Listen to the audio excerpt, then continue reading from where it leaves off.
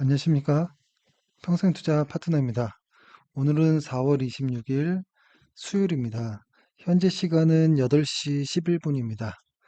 오늘 방송은 짧은 질문에 대한 저의 생각을 말씀드리려고 하는데요. 최근 질문이 그런 게 많았어요. 저희가 저번 주였나요? 그때부터 이제 코스피의 분산이 많아져서 이제 뭐 조정의 가능성이 있다 이런 말씀을 드렸었고, 이게 첫 번째 질문이고, 두 번째는 요 수급 차트잖아요. 요 수급 차트대로 레버리지도 사보고 인버스도 사고 레버리지도 사고 인버스 사고 요것들을 한번 해보자 이런 말씀드렸는데, 어, 그 시장 조정에 대한 것을 미리 언급했다면 이 인버스를 사지 왜 이번에 인버스를 사지 않았느냐 이런 문의가 좀 있었거든요. 그래서 그거에 대한 좀 이야기를 좀 드리려고 하고요. 사실 뭐 이거는 아주 간단한 생각인데요. 예전에 아마 회원분들한테도 많이 말씀드렸던 것 같긴 합니다. 그래서 근데 아마 아실 건데 그래도 짧게라도 정리를 해보면, 첫 번째로 좀 이렇게 헷갈려 하신 분들이 있으니까 다시 한번 설명을 드리면서 말씀드릴게요. 요 위에 있는 요 차트는 고퍼스잖아요. 그러니까 여기 요 세 개의 차트는 코스피 지수입니다. 코스피 월간 차트, 코스피 주간 차트, 코스피 일간 차트인데, 요 코스피 일간 차트에 반대되는 인버스, 인버스 차트가 이렇게 있어요. 그거를 이제 ETF처럼, 그러니까 개별 종목처럼 매수하고 매도할 수 있는 이런 것들인데, 예전에도 뭐 이야기 들었던 것처럼 시가총액이 아주 좀 크고 우량한 기업들은 대부분 어, 그 실적과 개인 투자자들의 수급이 반대로 가는 경우가 많다. 이런 말씀 드렸었잖아요. 예를 들어서 어떤 주식이 이렇게 가면 개인들의 수급은 반대로 가는 경우들이 이렇게 있더라.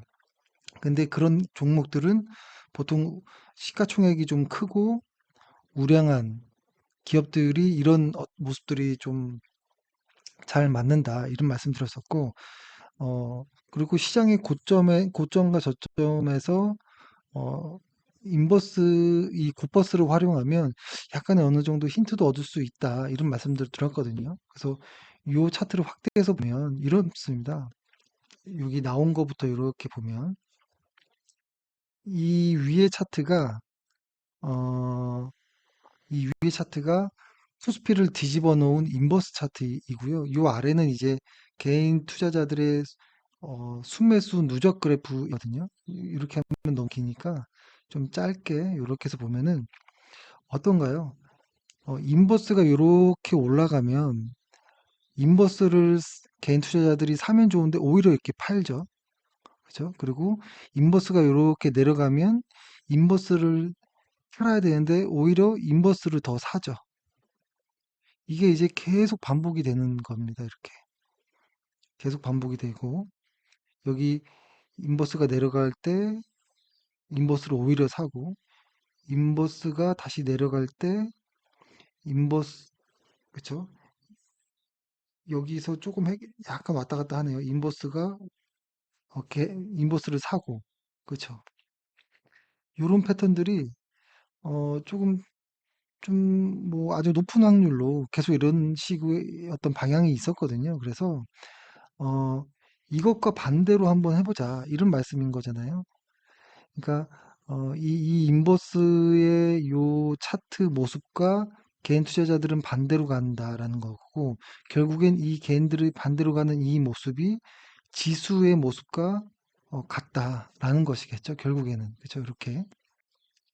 그래서 요거를 이용해서 어 요게 요렇게 올라가면, 그쵸? 수피를 사고, 요게 요렇게 떨어지면 인버스를 사고, 요렇게 하자라는 거죠. 그리고 다시 요게 요렇게 올라가면 코스피를 사고, 요게 다시 요렇게 내려가면 인버스를 사고, 이거를 계속 반복하자라는 말씀을 드렸습니다. 그리고 저희는 사실 이러한 것들을 이미 텔레그램이나 카페에는 이야기하지 않았지만 저희는 개인적으로 계속 시도를 하고 있거든요. 시도를 하는 이유는 어, 뭐 다양한 것들에 대한 어떤 통계를 좀 계속 만들고 있는 과정이기 때문에 그런 것들도 있는데, 근데 잘 이야기 드리지 않는 것은 인버스에 대한 것을 이야기할 때 조금 불편함이 있어서 그랬거든요. 특히 이번에 특히 인버스를 하지 않는 이유는 뭐냐면 이런 겁니다. 저희가 카페라든지 이런 데 말씀드렸던 것처럼 장기동 평균선이 이렇게 우상향이 되어 버렸거든요. 뭐냐면 장기 이동 평균선이 200일 이동 평균선이 이렇게 50일 이동 평균선과 이렇게 크로스가 나면서 장기 추세가 만들어지는 부분이 있고, 그다음에 반대로 데드 크로스가 나오면서 장기로 하락 추세가 만들어지고 다시 장기로 상승 추세가 만들어지는 이런 과정에 있다라는 것이거든요. 이게 왜 중요하냐면 상승 추세가 이렇게 있다가 하락 추세가 이렇게 오잖아요. 지금 이렇게 오고 있는 과정에서 이 안에서 주식은 이렇게 움직일 수 있거든요. 개별 주식, 지수라든지 개별 종목들 대부분 이렇게 가겠죠. 이렇게 가다가 이렇게 떨어지겠죠. 그다음 다시 이렇게 가겠죠. 요럴 때 어, 보통 우리는 이제 공매도를 하지 않으니까 상승에만 베팅하는 사람으로서 요렇게 우상향하는 요 구간에서의 음, 이렇게 이렇게 상승 구간들에서는 베팅을 또 좋은 것 같아요. 근데 이 우하향하는 구간에서의 이 상승 구간들은 베팅을 잘못하면 상당히 위험합니다. 그러니까 저희가 개별 종목의 어떤 가치 평가를 해서 막 떨어져도 사고 이런 것이 아니라 이거는 수급에 의한 차트 매매잖아요. 차트 매매의 핵심은 우하향할 때는 이쪽으로 이 우하향하는 이 구간은 어 사실 추세 매매, 차트 매매는 정말 어떤 고수가 아닌 이상 하지 않는 것이 좋은 것 같고 일반적인 사람이 차트 매매를 한다면 우상향할 때에 어 이런 우상향하는 구간에서의 어떤 이런 차트 매매는 해볼 만한 이런 거라고 생각했거든요. 근데 지금 인버스를 이렇게 보면은 어떤 모습이냐면 인버스는 이런 모습이에요. 보면은 크로스가 나왔죠. 상승 추세니까 여기서는 인버스 매매를 해볼 수도 있겠죠. 근데 여기서부터는 하추세이거든요. 그러니까 여기서는 아까 말씀드렸던 것처럼 요거나 마찬가지예요. 이렇게 보면은 여기에서는 상승으로 어떤 추세 매매를 해볼 수 있지만 하락하는 와중에서 요 짧은 구간을 위한 어떤 매매는 상당히 위험할 수도 있어서 여기 요번에는 인버스를 하지 않은 것이죠. 여기서 인버스를 하지 않은 것입니다. 그러니까 이걸 뒤집어서 보면 분명 코스피가 분산이 많이 이루어졌고 하락할 것 같고 과거에도 분산이 많이 이루어지고 하락했고 여기서 분산이 많이 이루어지고 하락을 했 건 알겠지만 느낌적으로는 그럴 것 같다라고 생각은 했지만 막상 인버스의 세계로 들어왔을 때는 장기 우하향이 시작되고 있기 때문에 그러니까 코스피가 이런 거죠. 인버스가 아이고, 인버스가 상승 추세가 끝나고 이제 하락 추세로 가고 있는 와중이기 때문에 인버스 매수는 조금 부담도 되고 사실 추세 매매나 차트 매매 가치 평가를 배제한 이런 매매에서는 우하향하는 차트에서는 웬만하면 잘 하지 않으려고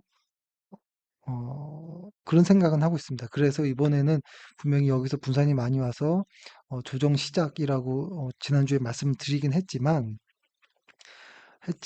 인버스는 이렇게 설명드리진 않았다. 근데 다만 인버스를 하실 분들은 하시게끔 여러 번 말씀을 드렸던 것 같고 카페에도 뭐 조정 이야기를 드렸던 것 같긴 합니다. 근데 직접 대고 저희가 이렇게 대놓고 이야기는 조금 뭐 좀 그런 부분이 있어가지고 좀 불편한 부분이 있어서 하지 않았습니다.